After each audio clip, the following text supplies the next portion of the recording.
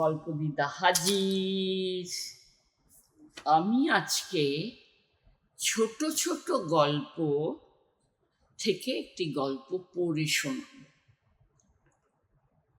তোমরা শুনবে এবং বাবা মা তো ব্যস্ত থাকে, মাসি বা পিসিকে বলবে পূর্ণলতা চক্রবর্তীর ছোট ছোট গল্পটা কিনে দাও, তোমরা রিডিংও দিতে পারবে, পড়তেও খুব ভালো লাগবে।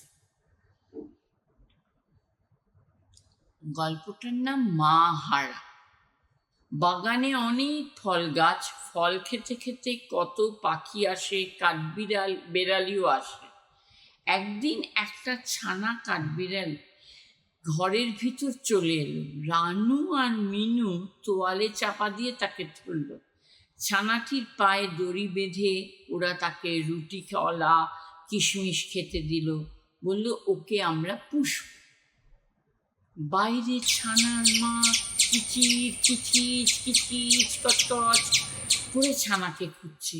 ছানার ঘর থেকে বলছে কিচকিচ কিচিচ কিচকিচ।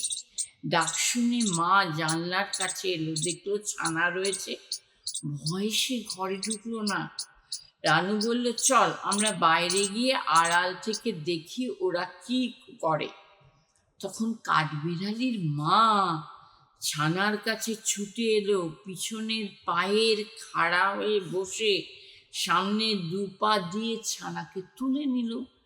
তারপর কত আদর করলো, ঠিক যেমন রানু বিনুর মা আদর করেন। দেখে ওদের ভারী মায়া হলো। ওরা দড়িটা খুলে দিল। মা আর ছানা নাচতে নাচতে চলে গেল। রানু বিনু বলল আবার এসো বন্ধু। আমার গল্প আজকের মতো।